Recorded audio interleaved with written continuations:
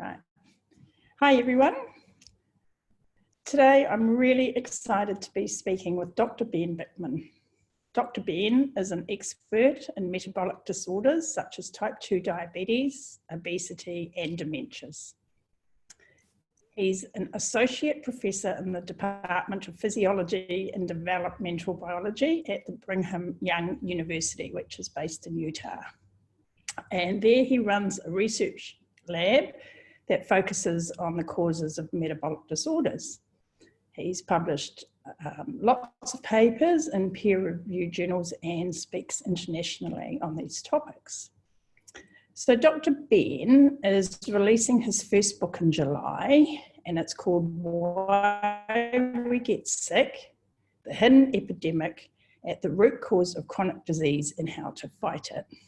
So I pre-ordered that a long time ago, as soon as I saw it was coming out.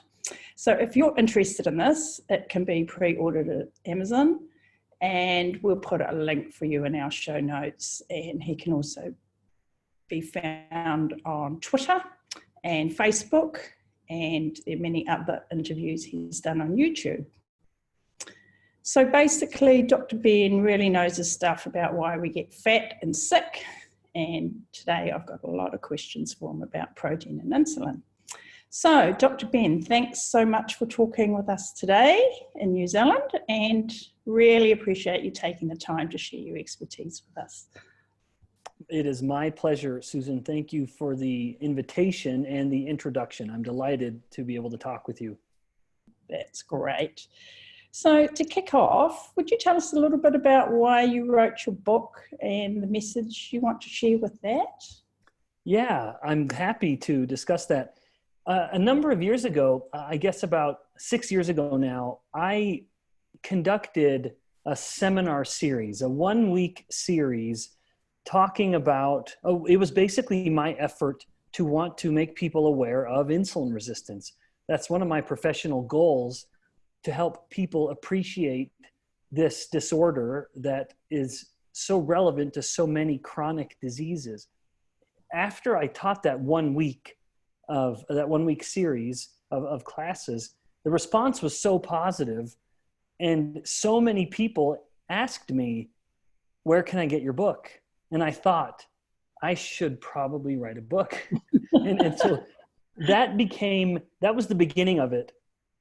And essentially, the book is broken up into 3 parts. What is insulin resistance, and how do we get it? And then why does it matter? So that is basically the section that highlights all of the chronic diseases that stem from insulin resistance. And it's surprising how many. And then the last part of it is the happy ending, and that is what to do about it. So the first 2/3 of the book sort of reads like a horror story. You know, there's this villain and it's killing all of us. But there's a happy ending, which is, here's the sort of strategy on how to fight it, because it is a fight that we can win. People can start to improve their insulin resistance just within a day of just basic lifestyle changes. That doesn't mean they're easy, because when you start dealing with habits, that can be something difficult to change. So that's the justification for the book, in sort of my rationale from my experience a number of years ago. But as I look at what it can be useful for nowadays, a big part of my hope is that someone would read that book and then step back and scrutinize their lifestyle, and they would say, I am taking a medication for my blood pressure. I am taking a medication for my diabetes. I'm taking a medication for my infertility, perhaps. And maybe cholesterol. Right. What they would hopefully be able to do is step back and then realize that all of those disorders are derivative of one problem, that they are all branches coming off the same tree. So rather than just hacking at the branch, go right to the root of the problem, go right to the trunk in this analogy, and address it head on. And sure enough, then all of those seemingly distinct disorders that seem so unrelated, they all start to resolve themselves. Now, I'm not saying that addressing insulin resistance is a cure for, everything that ails us. I'm not being so bold, but the fact is almost every chronic disease is in some way caused by or exacerbated by insulin resistance. So it is a root cause. Well, that's fascinating, and I'm hoping to dive a little bit more into that, while we're talking. I guess I would kind of like to approach this a little bit about how can people tell if they're healthy? We're always talking about being sick, and I feel like we're always talking about the negative aspects. So for people listening to this, can you describe to them how they can look at themselves and identify whether they are actually healthy or whether they need to be doing something, taking better care? Yeah, that's a great question. I always love sharing some practical insight here. On a simple level, I submit that there are two things someone can do or pay attention to. One, does the person have high blood pressure? That is an incredibly common sign of insulin resistance. Now, there can be other causes of hypertension, but it's almost always a result of insulin resistance. So I would say just one simple question: does the person have hypertension? Yes or no? If it's yes, then all the more reason to be worried. A second item to pay attention to is how much fat and where they are storing their fat. So essentially, a person can just get a measuring tape, measure the biggest part around their belly. So usually just right below the belly button. So the biggest part around the waist, and then measure the height, their height, just normal height measurement. A healthy number here is that if their waist circumference, when it's doubled, if you take waist circumference times 2, it should be less than the height of the person. If waist circumference times 2 is a smaller number than the person's height, then that's a good sign. If waist circumference times 2 is a bigger number than height, that's a bad sign. It suggests very strongly this person is storing fat centrally in the body, and that is a terrible place to store it. And that's something men tend to do, where men tend to store fat more than women do, which is why women have more body fat than men and are healthier than men despite that. Women are built for that, frankly. So 2 simple things: check the blood pressure, check their waist circumference relative to their height. And if a person clears or passes both of those tests, then it's very likely that they're okay and that they are insulin sensitive.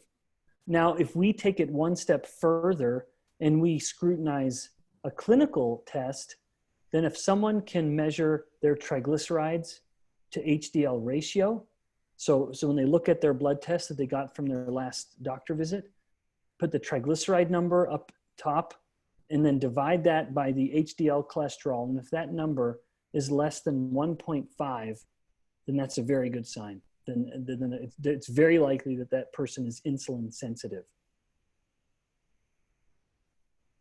Oh, those are 3 really fantastic little tips, actually. Thank you. And I think most people probably have a lipid panel, so they can go and,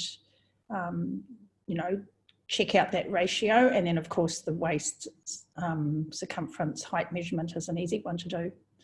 Yep. Excellent. I really do want to get into diabetes a bit and insulin, but you're also an expert in protein, or know an awful lot about protein. And I have been doing a little series of videos about protein and why it's so important. So I wondered if we could touch on that, and then we can move back into the diabetes kind of subject again. So could you just tell us, why protein is important in our diet, and sort of a little bit about how much maybe we should be getting and the best sources of protein? Yeah, I'm happy to talk about that. Protein is essential to almost everything we can imagine in the body. The production of certain hormones are based on proteins, certain events within a cell, just allowing the cell to do its job. We need proteins. The obvious ones are things like muscle and bone. Muscle is obviously, protein is obviously relevant for muscle. What is less appreciated is the relevance of protein in bone. Bone is this matrix of mineral, which we think of when we think of bone, but also protein. If it weren't for the protein, then the bone wouldn't have any kind of give, any kind of flexibility to it. It would be very hard, it would be very brittle and prone to just breaking very easily. The protein is what lets the bone have a little bit of give.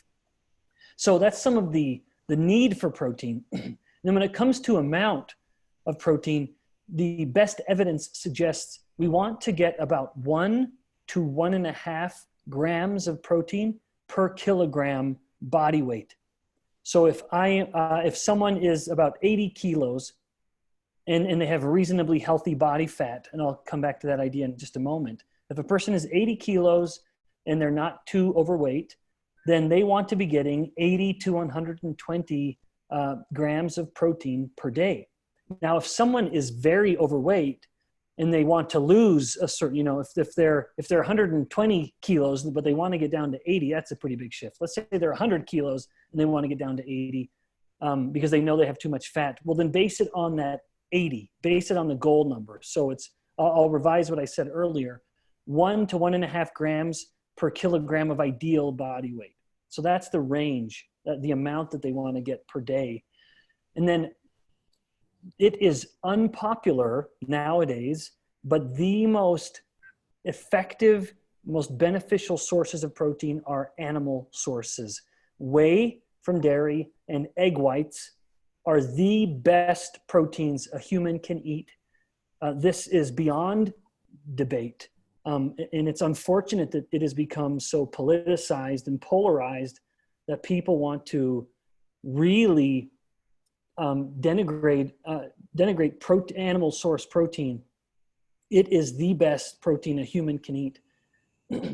Not only is it more available to the human body, and not only does it have the full an ideal mix of amino acids, but it's also very clean.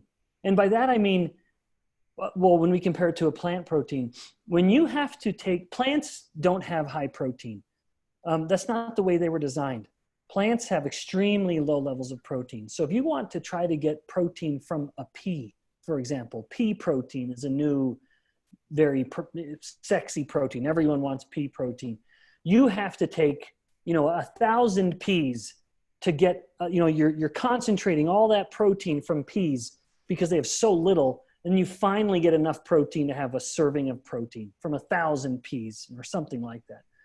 So concentrating to get the protein is what we want, but we get something we don't want, which is all of the heavy metals that are naturally in peas at just extremely low levels. So it would never matter if you're just eating peas. You could never eat enough peas, for example, or whatever the plant protein we're talking about in order to have it be a problem. But when you've concentrated all the protein from those very protein poor plants, you end up getting high levels, dangerously high levels of lead and arsenic. Those are not things we want concentrated in our bodies.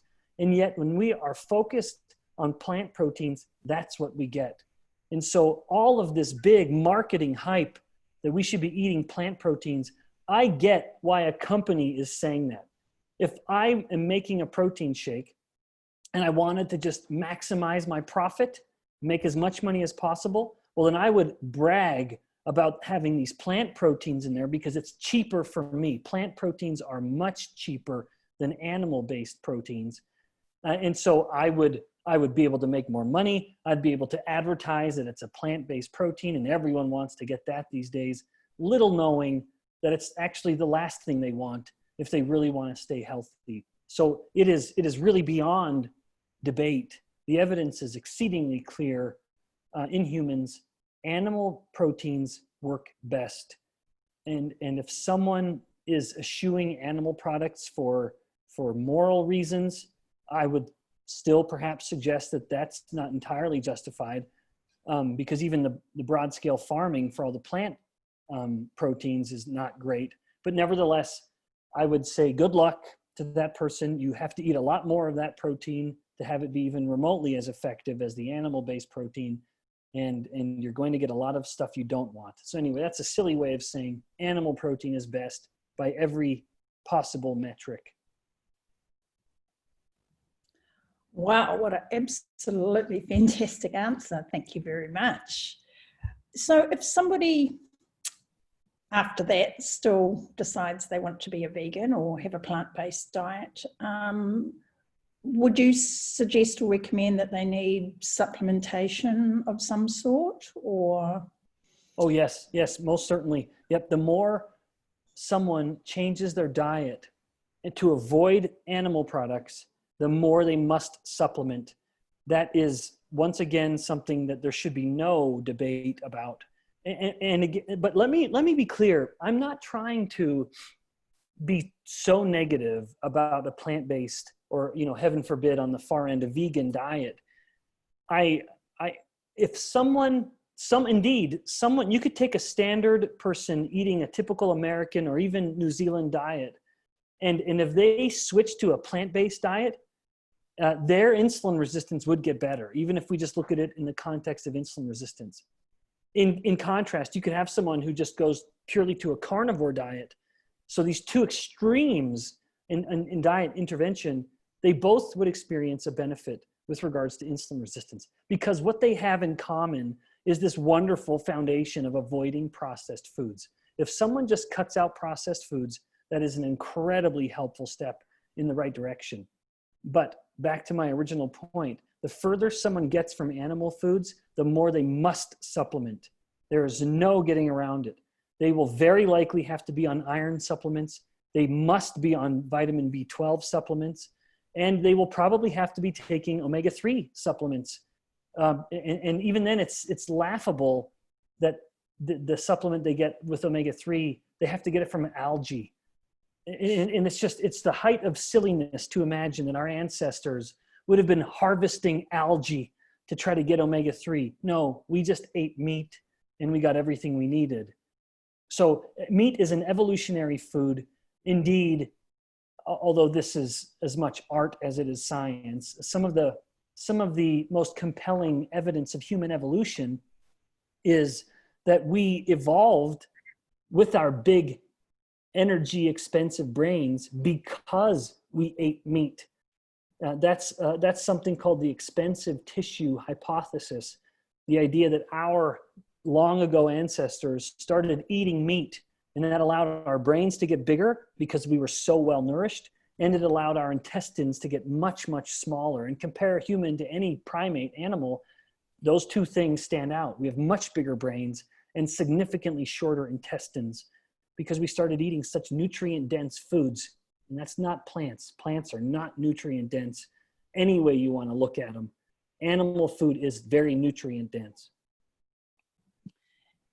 And those are really, really vital points, actually. And our digestive system is designed specifically to eat animal foods, isn't it? Yes, that's exactly right. Yeah, we have a lot in common. Our digestive system looks very much like that of a wolf. It's funny to think of that, but from mouth to anus, we are very similar to a wolf. And we could eat what a wolf eats and live. If we had to eat what an ape or a chimpanzee eats, eating plants all day, we would die. We do not have the intestines to get sufficient nourishment from that. And moreover, we don't eat our own feces, which is what apes will do in order to get more B12. They will, so there are certain things that a human is not prepared to do to live life like another primate. So anyway, that's my point being, we're much more similar to wolves when it comes to our digestive system than we are to apes. So I'm sort of getting a bit distracted from the protein here, but one thought I have is that we have got so many digestive issues showing up now, like everybody's got some sort of gut issue. And I do wonder whether this focus on a plant-based diet might be contributing towards that. Yeah, I think that it is, that is worthy of scrutiny, frankly. When people start going on elimination diets, they don't eliminate meat. I have never met a single person in my life who has an adverse or even, heaven forbid, allergic reaction to meat. I don't think that's evolutionarily possible. There's probably some exception, but I don't think there is. But when it comes to plants, that's what we start eliminating. We eliminate plants when someone starts going through these really kind of clean elimination diets to find out the source of their gastrointestinal problems. Thank you. So getting back to the protein, so you're talking about, an intake of 1 to 1.5 grams per kg of ideal body weight. So we're looking at between 80 to 120 grams a day, say, for the average person. Now, do they need to eat that in one meal, or can they eat that in one meal, or should they divide that up into smaller meals? Yeah, I think they should. I think there is firstly, it's hard to get that much protein in one go. You could do it, but a person would be they would have really had to stuff themselves with, chicken breast, for example, to try to get that much protein in one go. And there could be a limitation. They could be reaching the limit of how much they can handle in their guts and digest and absorb in one time. So yeah, I think it is best to spread it out. Even if someone is following a 1 meal a day strategy, which I think can be good, but I also think it can be abused and done poorly, where a person may just gorge themselves, just binge every evening and go to bed uncomfortable, and sleep very poorly and digest very poorly. But nevertheless, if someone was doing 1 meal a day, I would say still try to stretch that out for an hour or two, where it's sort of, not one meal, but you're eating all of that very nutrient dense food, and all the more reason to make it nutrient dense if you're eating in such a narrow window of time. And again, many people do that, and it can be great. But yeah, I think I think there is very good justification in spreading it out. So do you have sort of a quantity per meal? I mean, I sort of understand that we need about 30 grams approximately to get enough leucine, which is the amino acid that triggers muscle protein synthesis. So could you talk a bit about that, please? Yeah. I don't know of precise numbers per meal or at one time. I wish I did. I bet there is a pretty clear-cut number, but I don't know it. All I know is that if we get it in a day, then you're good. Right. Because I did wonder, I'm glad you touched on the 1 meal a day people, because I did wonder about the gap between digesting as well, like how long it takes to digest, and, is an hour sufficient gap, or, from a migrating motor complex point of view, in the gut, we want sort of about 4 hours between eating. So I just wondered how that. Yeah, I don't know. Yeah, that's great. What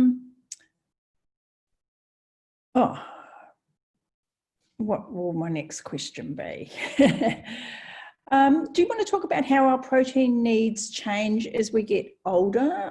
Who needs the most protein?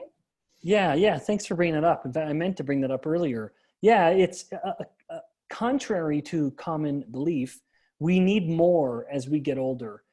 That is seemingly opposed to what we would typically imagine. We think that I'm older, I'm not as active as I used to be, I don't eat as much.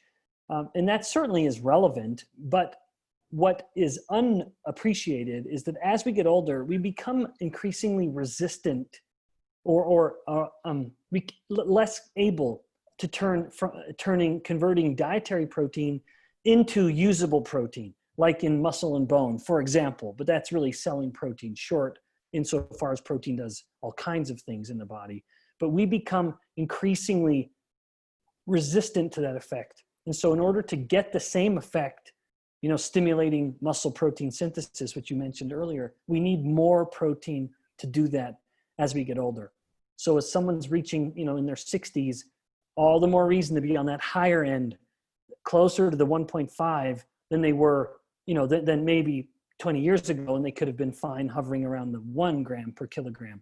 So they need to be up closer to the 1.5 by the time they're getting into their 60s. And what about children? I mean, my understanding is there's quite a lot of hormonal growth factors, which mean that children will grow even if their protein intake is a bit low. But I do have a lot of parents who will be following this, and they will be wanting, they'll be wanting to know a little bit about what they should be feeding their children. Yeah, that's a delicate topic, heaven knows. And you're right, it is amazing the abuse a little child's body can take, nutritionally speaking, and still grow. It's a testament to just the drive for growth in human development.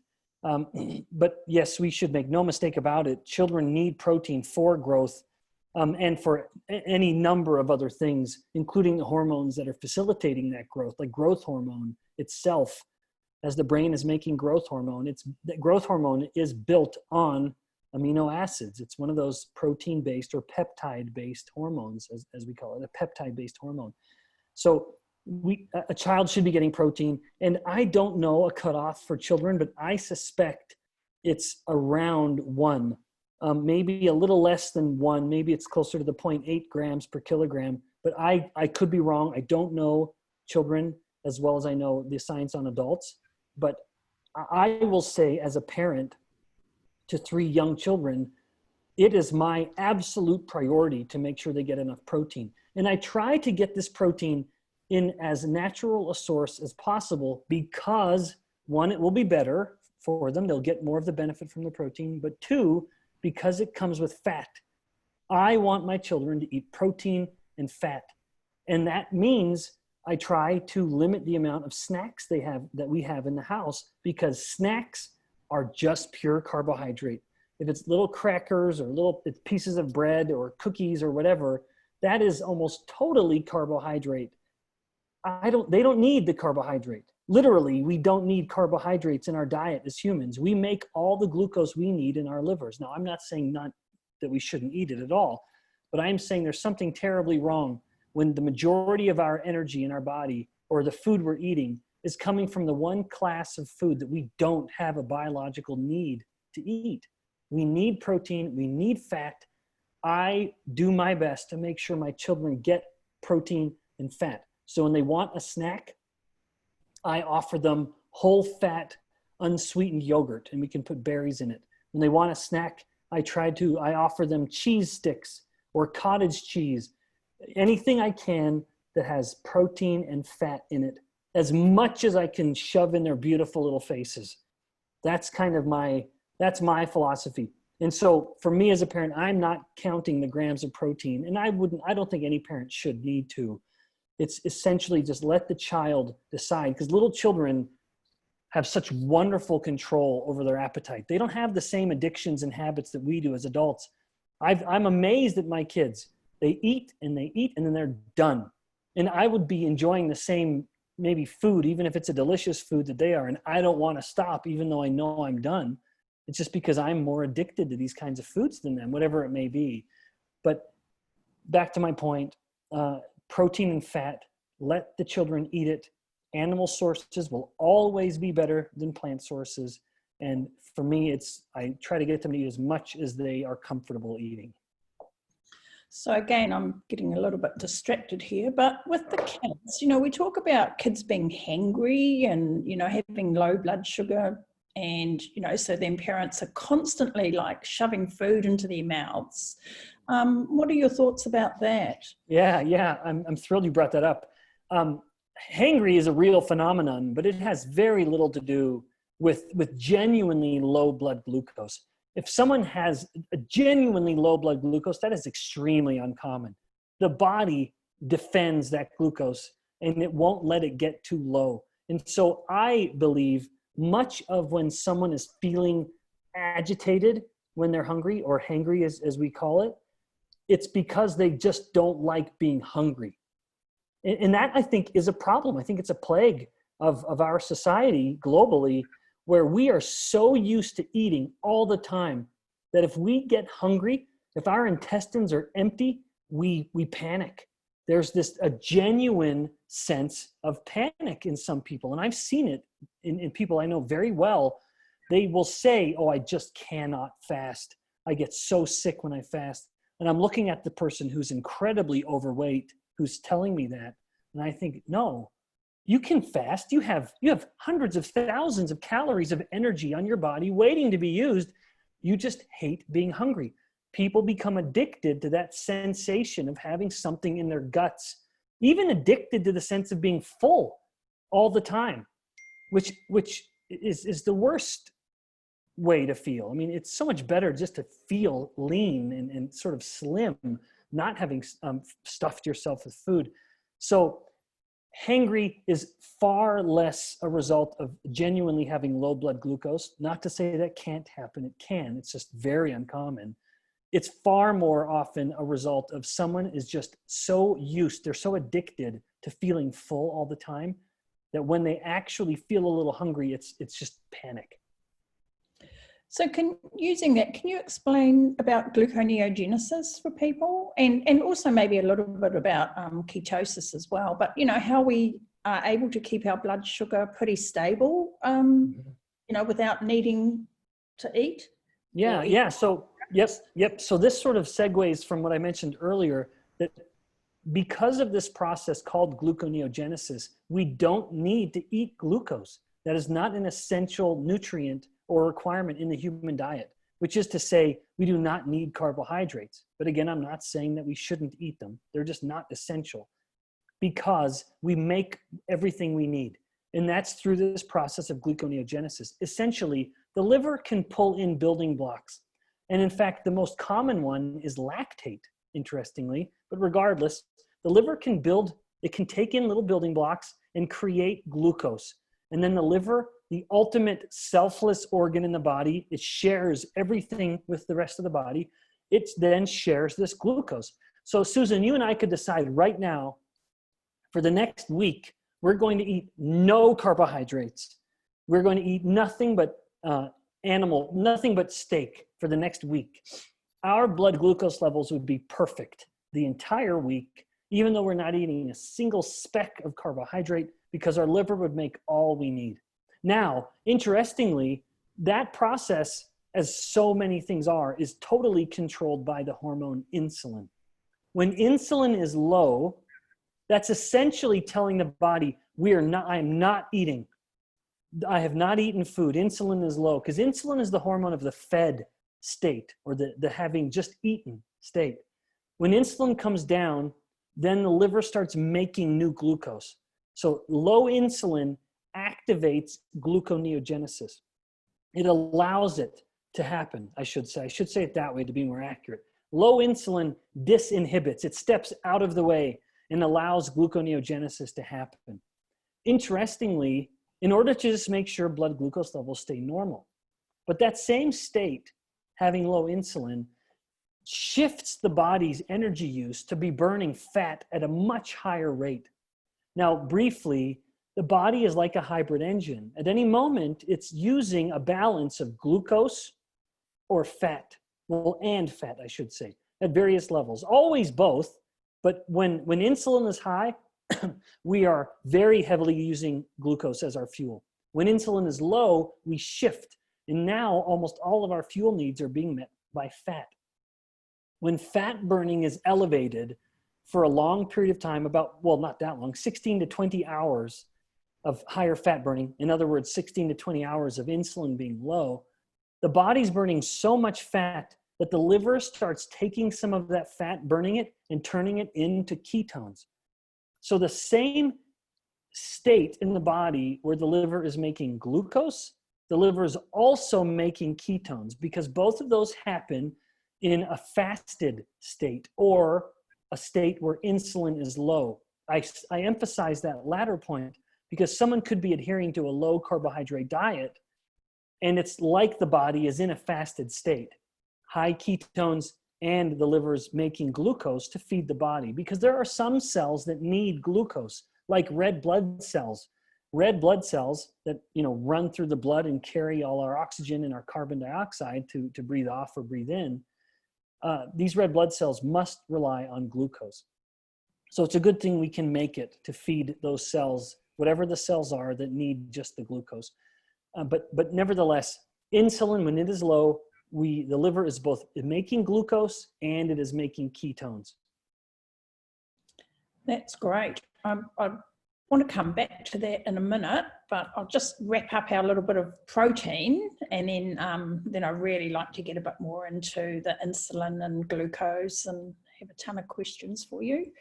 So just to tidy up the protein, one of the other things I really want your perspective on is the fear we have around protein causing cancer, kidney disease, osteoporosis, these kinds of things. Could you enlighten us? Yes. What a great question. So a lot of the fear of animal protein causing cancer, well, that's a long history, unfortunately, and it's all riddled with problems and selective interpretation of certain studies. There appears to be, there was a Cochrane analysis, which are generally considered the best, most comprehensive review articles, found no correlation between meat consumption and cancer. But there are studies. If someone went on to Google Scholar and typed in meat and cancer, they will find many resources. All of them are epidemiological, which means they basically come to a community, give the people questionnaires to ask them what they eat, and then they look at death records and hospital records and make a statistical correlation. That, of course, is riddled with problems because people very often don't really recall well what they eat. But there's also an enormous confounding variable called the healthy user bias. People that are deliberately eating less meat, they often are the same people who make many good choices. These are the same people that don't smoke. These are the same people that exercise actively. Whatever it may be, they have very good habits. And so the meat is just part of this constellation of good things that the person is doing.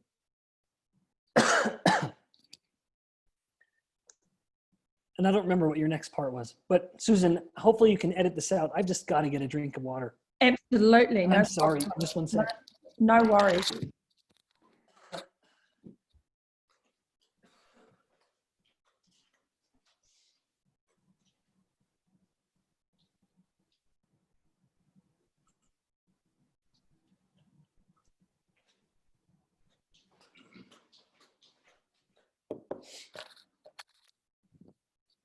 I hope that's Sorry. I hope that's not a COVID cough. I know nowadays, anytime you cough, you got to look around and make sure you haven't offended anyone, but thank heavens I'm at home. Not a problem. How's that? Is that feeling better? Yeah. Oh, that's great. So the next part of my question was about kidney disease, because this is another one where, and the research actually shows in healthy people more protein, or protein actually improves the function of the kidneys. Yep. So this has been very, very well looked at. Does too much dietary protein hurt the kidney? Or in people who have underlying kidney disease, should they avoid protein? And the answer is no. No, it's a resounding no. There's no evidence to support that idea. It is based on this phenomenon that when people have kidney disease, the kidneys are leaking protein. That's part of the disease. But that does not mean that protein in the diet is causing the kidney disease. That is absolutely ridiculous. It is false. And there's no evidence to show that someone should restrict their protein for fear of hurting their kidneys. Excellent. Thanks for clearing up those two little misconceptions. All right, so let's get into insulin and diabetes and pre-diabetes. And So insulin is really the marker that people should be looking at, or at least appreciating when they want to appreciate type 2 diabetes.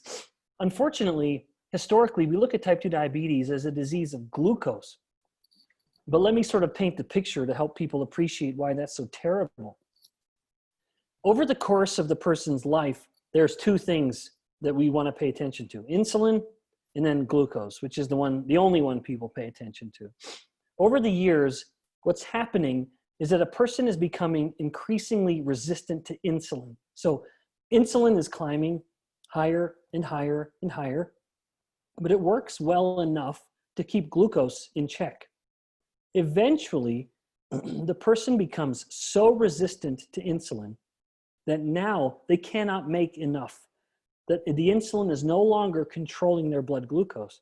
And so now, finally, 10 years later, if not more, after the insulin has been elevated, and we know that can happen at least 10 years. So right here is insulin resistance or prediabetes, high insulin, normal glucose.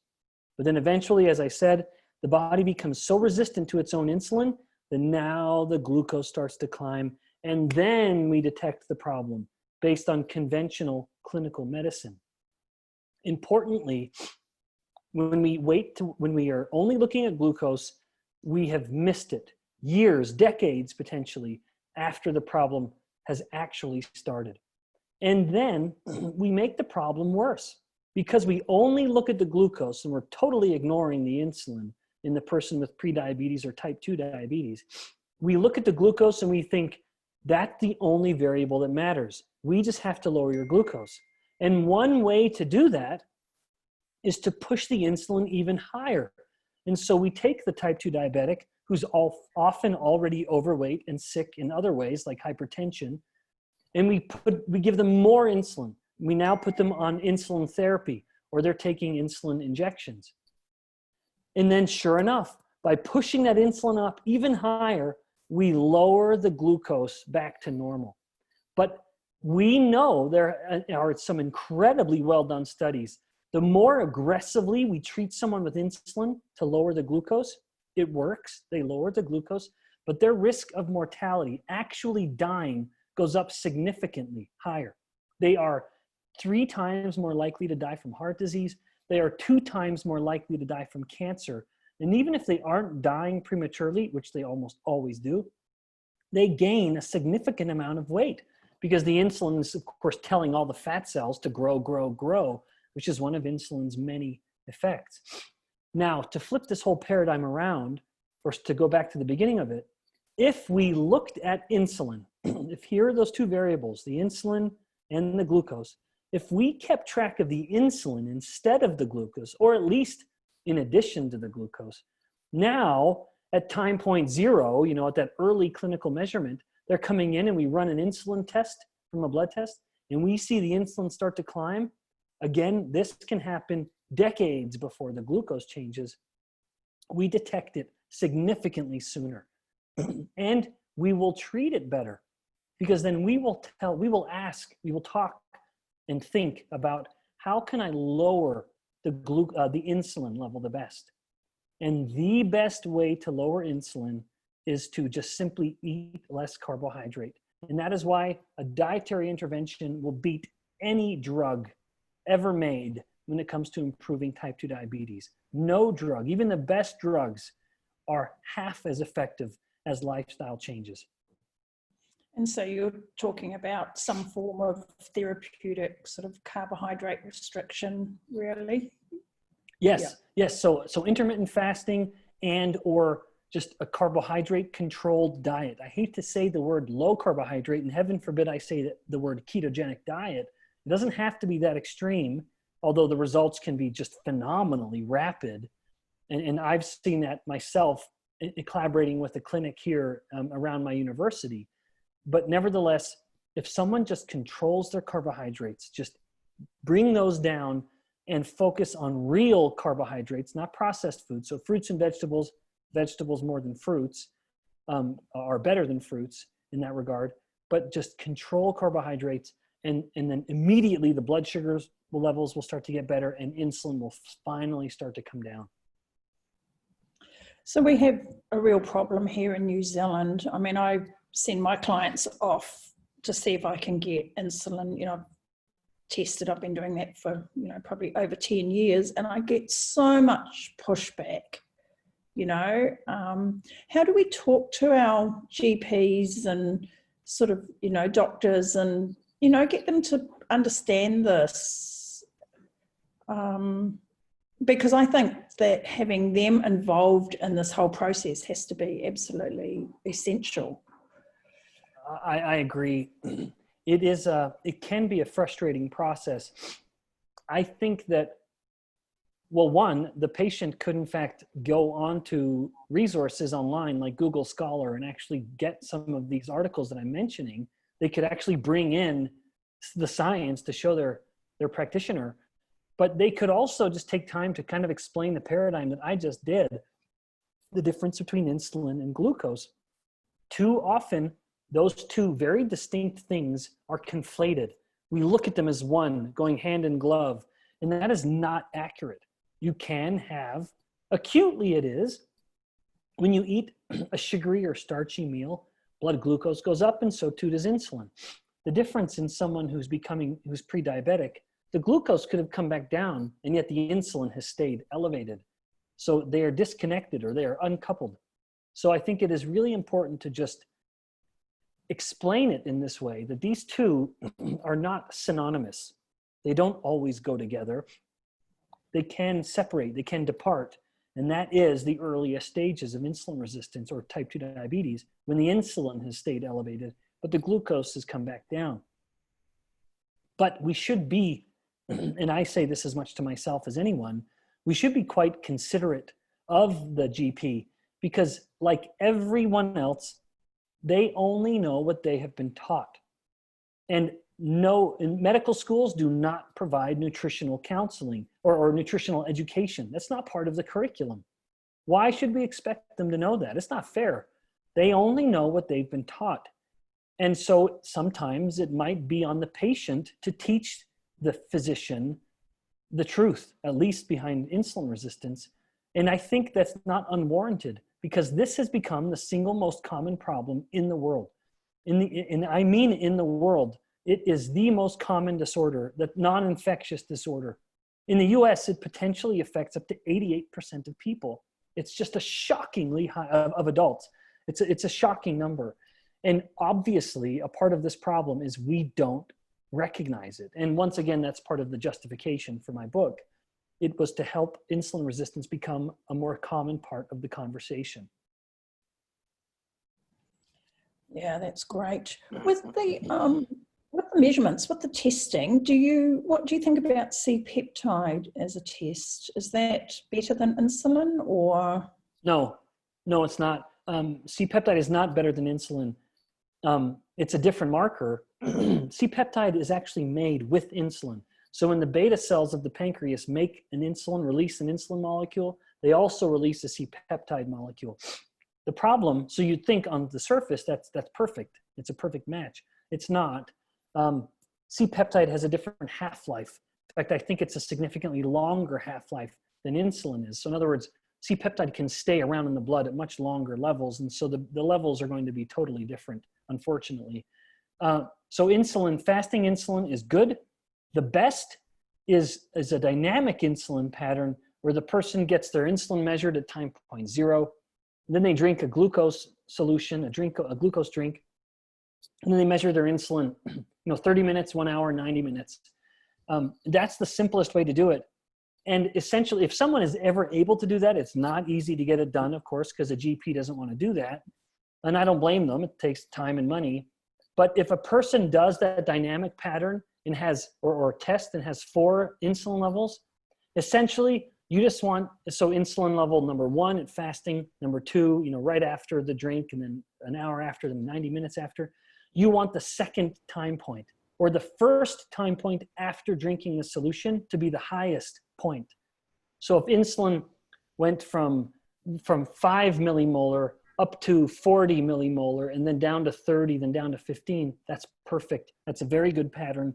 If it went from 5 millimolar up to 15, and then 35, and then down, that's not good, although it's a little better than the last one, which is time point 0, then the first check following the drink, then the third, and then the fourth is the highest. That's the worst of all. You're very likely going to get full-blown type 2 diabetes soon. So you can look at the dynamic pattern, but if the person just is able to get their fasting level, which is the best I personally have ever done with myself, you just want it to be 6 sorry, I was saying micromole. That's not, I meant micro units. I'm sorry, I was totally wrong there. Micro units of insulin. So a person wants it to be 6. I submit a person should seek to have 6 micro units per mil of blood and less. That's a good range for fasting insulin, micro units. So for people who are on sort of like carnivore diets or even ketogenic diets, a lot of them, so they're very low carb, but a lot of them get really concerned about eating protein because it's going to increase their glucose and their insulin response. Do you have any comments about that? Yeah. So when someone starts eating essentially no carbohydrates, they have a very powerful shift in their energy use. And earlier I mentioned the human metabolism like a hybrid engine. This is a person who is in a very high rate of fat burning all the time, which is why they become so lean so quickly, and a very low level of glucose burning. If they spontaneously eat a big load of glucose, because the body's been burning just fat almost entirely, it takes some time to burn that glucose. They're not using glucose as a fuel primarily. And so those processes have kind of been turned off. They're not used to metabolizing glucose like they were before. And so like for example, if someone were to go in and take a glucose tolerance test while they're adhering to a carnivore diet, they may fail the test, but be perfectly healthy people. It will take them longer to clear that glucose because their body has simply, I guess at the risk of simplifying it too much, they've turned off that glucose burning. They've just turned on fat burning because that's what they're fueling their bodies with. And so it makes sense. The body abhors an inefficiency like everything in nature. And so it's stopped burning glucose at a high rate. So if someone is needing to do a glucose tolerance test at a clinic and they need to pass it and do well, of course we all want to, you actually are best by kind of priming the pump, so to speak, and eating more carbohydrates in a few days leading up to the test, then they'll pass it with flying colors. Great. So with the diabetes, pre-diabetes, and so on, do you want to talk about sort of like individual glucose tolerance and about insulin sensitivity or insulin resistance and, you know, sort of the personal fat threshold, how we're all really have such individual responses to these things? Yeah.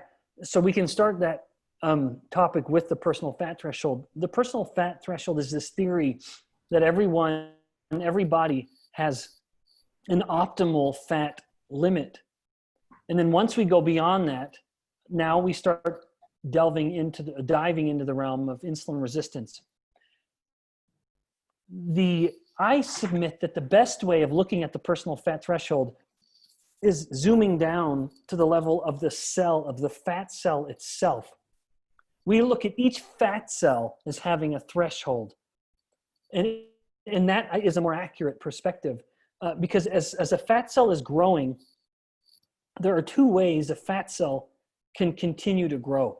So it'll start to experience some growth. And then in some people, which is partly genetics and partly diet, these fat cells, before it gets too big, it will multiply into another fat cell. And so it will grow through what's called hyperplasia, or the fat cells multiplying. Alternatively, the fat cell will grow and then keep growing and keep growing. That is when that's when fat tissue grows through hypertrophy or hypertrophic growth. The hyperplastic, or the multiplication of fat cells, is a healthier way for fat tissue to grow. And those fat cells stay very insulin sensitive.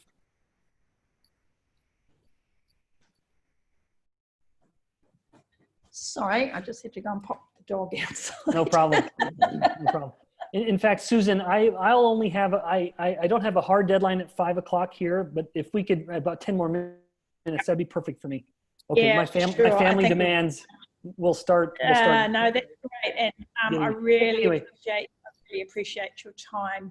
I guess I've got I mean, I think you've covered everything really well. I guess I've got a couple of other questions. A lot of people go on diets like keto or lower carb diets, and they lose a little bit of weight. You know, they might lose 6 kg or sometimes 10 kg, and then they get stuck. Do you have any thoughts about that and what you can do about that? Yeah, I do. Yeah, it's often at the very beginning of on the front end of a ketogenic diet, a person will experience very rapid weight loss. The initial weight loss is because of water loss, and then it is followed up by rapid fat loss. Indeed, it is very effective for fat loss. This has been well documented. When someone starts to slow down, it's typically because they're now reaching this energetic balance of sorts. And let me kind of back up a bit. When someone adheres to a ketogenic diet, their metabolic rate will go up. In fact, it can go up anywhere from 100 to almost 300 calories per day. It is a significant increase in metabolic rate when someone is in ketosis. That immediately provides a bit of a metabolic advantage to the person, where we often tell people, and accurately, when they start a ketogenic diet, don't count your calories. Eat as much as you need, as much as you want. Eat when you're hungry. Don't eat when you're not hungry. Don't worry about calorie number. And that will work for often quite a long time. They can lose weight. I've seen people lose 50 plus pound, so 30 kg on such a very simple program of not counting a single calorie.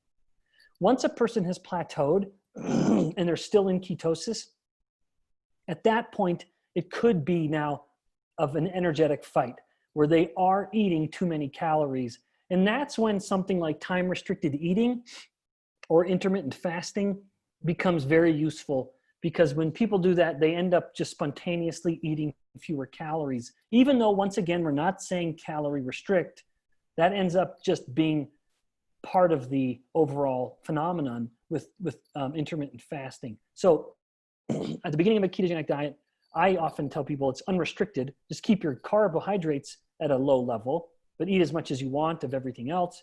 And then once they've plateaued, that's typically when the conversation shifts to say, all right, now we do need to start scrutinizing your calorie number a little better.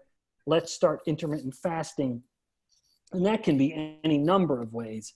In 18 hours of fasting with 6 hours of eating, that's common. I commonly do that. It can be where the person is fasting 2 full days every week, two full 24-hour fasts, food fast or drinking during this, or any other number of options that someone can do. That ends up being a more calorie restrictive situation. And that can typically get them off that bump, that plateau. Excellent. Well, I do really want to be respectful of your time, but I have one more really important question. We touched on kids earlier, and you just said you're going to head off and see your own kids. Yeah. And it really worries me, the increasing rates of diabetes in children in New Zealand. I think we had our first diabetic child or type 2 diabetic child in 1994, and it's increasing at 3 to 5% per year. It's tough being a parent. I've got 4 kids, and 4 grandchildren. You've got 3 children. We know the challenges. What can parents do? How do we get children to shift their eating? Yeah, what a great question. And I say this, I answer this with with what I hope is a balance of affection and sort of tough love, which is, it's all on the parent. And this sounds mean to say, and I don't mean for it to, but if it pricks someone's heart, then hopefully it pricks them in a way to make a change. If someone is looking at their child and the child is very fat or very sick, or heaven forbid, actually diabetic with type 2 diabetes, it is very likely the parent has enabled that. And I hate to say this, and I would hate to think of someone hearing me say that and be very angry and upset. We buy the food. We bring the food into the home. My children do not do their own grocery shopping. And if they have one meal out of I get frustrated when they eat lunch at school. Even when I pack their lunch, when my wife and I pack lunch for them, they will come home having only eaten a small portion of what we hoped they would eat. And they ended up eating some other stuff that some other kid gave them at school. So be it. I cannot win the lunch battle. I've concluded. When my children eat lunch at school, which they do every day, I try to pack a lunch for them, but still they may find stuff I don't want them to eat. And so be it. But I can control every other meal and certainly every other snack they eat in my home. So breakfast in my home, and I shouldn't reflect this onto me because I don't want someone to think I'm being judgmental necessarily.